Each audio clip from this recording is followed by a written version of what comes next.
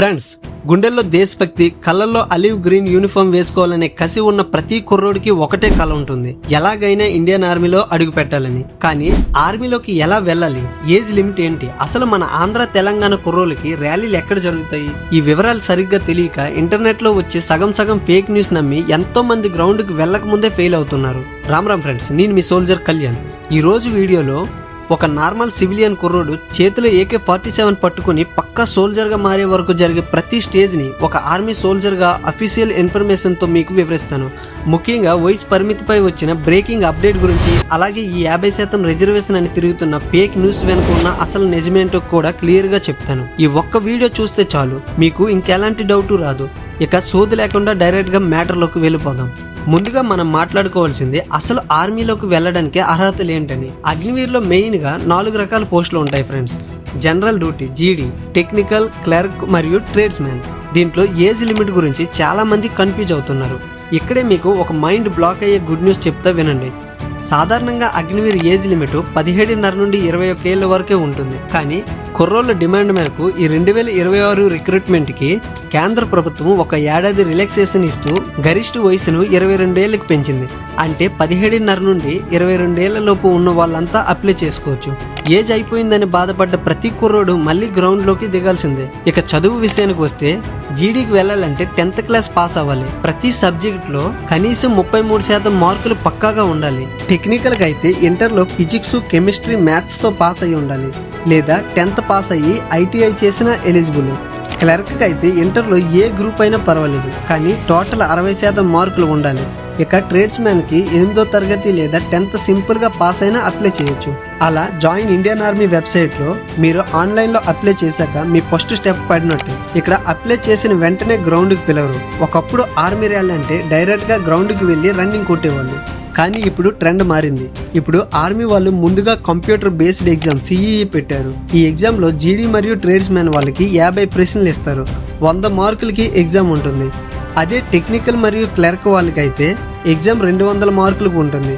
జీడీ వాళ్ళకి GK, general science, maths, reasoning లాంటివి అడుగుతారు. టైం కేవలం 60 నిమిషాలు మాత్రమే ఉంటుంది. ఇక్కడ అతిపెద్ద ట్విస్ట్ ఏమిటంటే నెగిటివ్ మార్కింగ్ ఉంటుంది ఫ్రెండ్స్. మీకు ఆన్సర్ పక్కాగా తెలిస్తేనే పెట్టాలి. రాలేదు కదా అని గుడ్డిగా ఆన్సర్లు పెడితే ఒక్కో తప్పు ఆన్సర్ కి మీకు వచ్చిన మార్కుల్లో నుంచి 1/2 మార్కు కట్ అయిపోతుంది. సో ఎవరైతే ఈ ఎగ్జామ్ పాస్ అయ్యి కట్ ఆఫ్ క్లియర్ చేస్తారో వాళ్ళకి మాత్రమే అసలైన యుద్ధానికి అడ్మిట్ కార్డు వస్తుంది. అదే ఫిజికల్ టెస్ట్. ఈ ఫిజికల్ టెస్ట్ ఎక్కడ జరుగుతుందంటే, ఇండియన్ ఆర్మీ మన 2 తెలుగు రాష్ట్రాలకు 3 భాగాలుగా అంటే AROలుగా విడదీసింది. మీరు తెలంగాణ కుర్రోళ్ళు అయితే మీ ర్యాలీలు ఎక్కువగా సికింద్రాబాద్లోని హకీంపేట్ స్పోర్ట్స్ స్కూల్ గ్రౌండ్ లో, లేదా కరీంనగర్, సూర్యాపేట, కొత్తగూడెం లాంటి చోట్ల జరుగుతాయి. అదే మీరు ఏపీ సౌత్ కోస్తా మరియు రాయలసీమ వాళ్ళైతే మీ ర్యాలీలు ARO గుంటూరు కింద వస్తాయి. ఎక్కువగా గుంటూరులోని బ్రహ్మానందరెడ్డి స్టేడియం, నెల్లూరు లేదా కడపలో జరుగుతాయి. ఇక విశాఖపట్నం, విజయనగరం, శ్రీకాకుళం, గోదావరి జిల్లాల వాళ్ళకి ARO వైజాగ్ కింద Indira Priyadarshini stadium, Vizianagaram police grounds, Srikakulam లేదా కాకినాడ గ్రౌండ్స్ లో ఈ ర్యాలీలు జరుగుతాయి. అసలు గ్రౌండ్ లో రియాలిటీ ఎలా ఉంటుందంటే, ఉదయం 4 గంటలకి ఆ స్టార్టింగ్ లైన్ దగ్గర 200 మంది కుర్రోళ్ళకి కూర్చోబెడతారు. గో అనగానే ప్రాణాలు అరచేతిలో పెట్టుకుని ఉరుకుతారు. ఇక్కడ టైమింగ్స్ చాలా ఇంపార్టెంట్ ఫ్రెండ్స్. 1600 మీటర్ల రన్నింగ్ ని పక్కాగా 5 నిమిషాల 30 సెకండ్లలో కొడితే దాన్ని గ్రూప్ 1 అంటారు. మీకు 60కి 60 మార్కులు వస్తాయి. అదే 5 నిమిషాల 31 సెకండ్ల నుండి 5 నిమిషాల 45 సెకండ్ల లోపు వస్తే గ్రూప్ 2 కింద తీసుకుంటారు. 48 మార్కులు వస్తాయి. 1 సెకండ్ లేట్ అయినా మీ కళ్ళ ముందే తాడు లాగేస్తారు. రన్నింగ్ పాస్ అవగానే పులప్స్ ఉంటాయి. ఇక్కడ చాలా మందికి ఒక డౌట్ ఉంటుంది, మార్కులు ఎలా వేస్తారని. మీరు 10కి 10 పులప్స్ తీస్తే 40 మార్కులు పక్కా. ఒకవేళ 9 తీస్తే 33 మార్కులు, 8 తీస్తే 27 మార్కులు, 7 తీస్తే 21 మార్కులు, కనీసం 6 తీస్తే 16 మార్కులతో పాస్ అవుతారు. అంతకంటే తక్కువ తీస్తే డిస్క్వాలిఫై.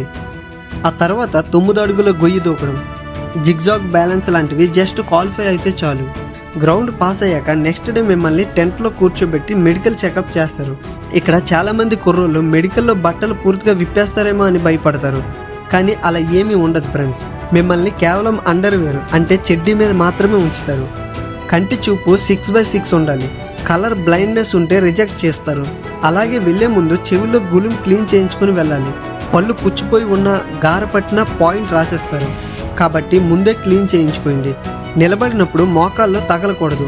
పాదాలు ఫ్లాట్గా ఉండకూడదు. ఇక టాటూస్ విషయానికి వస్తే మీలో చాలా మంది కన్ఫ్యూజ్ అవుతుంటారు. బాడీ మీద ఎక్కడ పడితే అక్కడ టాటూస్ ఉంటే ఖచ్చితంగా రిజెక్ట్ చేస్తారు. కానీ ఒక చిన్న మినహాయింపు ఉంది. మీ చేతి మణికట్టు లోపల భాగంలో లేదా అరచేయి వెనక భాగంలో, అలాగే ఏదైనా మతపరమైన లేదా ట్రైబల్ టాటూలు ఉంటే మాత్రం ఆర్మీ రూల్స్ ప్రకారం యాక్సెప్ట్ చేస్తారు. దీని తర్వాత డాక్టర్స్ మీ ప్రైవేట్ పార్ట్స్ని చెక్ చేస్తారు. హెర్నియా, హైడ్రోజల్ లాంటివి ఉన్నాయేమో అని ఆ చెడ్డీ లోపల చెయ్యి పెట్టి మరీ పక్కాగా చెక్ చేస్తారు. ఇక్కడ మీరు ఏమాత్రం సిగ్గుపడాల్సిన పనే లేదు. ఎందుకంటే మనం వెళ్తున్నది ఒక పవిత్రమైన ఇండియన్ ఆర్మీకి. మన బాడీ 100కి 100% ఫిట్గా ఉండాలి. ఒకవేళ ఏదైనా చిన్న ప్రాబ్లం ఉంటే మిమ్మల్ని వెంటనే ఫెయిల్ చేయరు. మిలిటరీ హాస్పిటల్ MHకి రిపేర్ చేస్తారు. వాళ్ళు ఇచ్చిన టైంలోపు ఆ మిలిటరీ హాస్పిటల్కి వెళ్ళి సీనియర్ డాక్టర్ని చూపించుకొని ఫిట్ అవ్వచ్చు. ఇక ఇదంతా అయిపోయి ర్యాలీ కంప్లీట్ అయ్యాక మెడికల్ ఫిట్ అయిన వాళ్ళని డాక్యుమెంట్ వెరిఫికేషన్ కోసం ARO ఆఫీస్కి పిలుస్తారు. ఇక్కడ మీ ఫైల్ మొత్తం పక్కాగా ఉండాలి. ఏమేం కావాలంటే ఒక మంచి క్వాలిటీ ప్రింట్ ఉన్న అడ్మిట్ కార్డు, వైట్ బ్యాక్గ్రౌండ్లో ఉన్న 20 పాస్పోర్ట్ సైజు ఫోటోలు, 10th మరియు ఇంటర్ ఒరిజినల్ మార్క్స్ మెమోలు, TC. ఇవి కాకుండా మీ సేవ నుండి తీసుకున్న లేటెస్ట్ నేటివిటీ మరియు క్యాస్ట్ సర్టిఫికెట్ కావాలి. మీ ఊరు సర్పంచ్ మరియు పోలీస్ స్టేషన్ నుండి తెచ్చుకున్న క్యారెక్టర్ సర్టిఫికెట్, అలాగే సర్పంచ్ సైన్ చేసిన అన్మ్యారీడ్ సర్టిఫికెట్ పక్కాగా ఉండాలి. దాంతో పాటు 10 రూపాయల స్టాంప్ పేపర్ మీద నోటరీ చేసిన అఫిడవిటీ ఉండాలి. మీ దగ్గర ఒకవేళ NCC లేదా స్పోర్ట్స్ సర్టిఫికెట్ ఉంటే అవి కూడా తీసుకువెళ్ళండి. వాటి వల్ల మీకు ఫైనల్ మెరిట్లో బోనస్ మార్కులు కలుస్తాయి. ఈ డాక్యుమెంట్స్ అన్ని పర్ఫెక్ట్గా ఇచ్చాక ఫైనల్ మెరిట్ లిస్ట్లో మీ పేరు వస్తే మీకు ఆర్మీ నుండి డిస్పాచ్ ఆర్డర్స్ వస్తాయి. అప్పుడు మీ ట్రేడ్ని బట్టి, మీ రెజిమెంట్ని బట్టి ట్రైనింగ్ సెంటర్స్కి పంపిస్తారు. ట్రైనింగ్ పక్కా నరకం ఫ్రెండ్స్.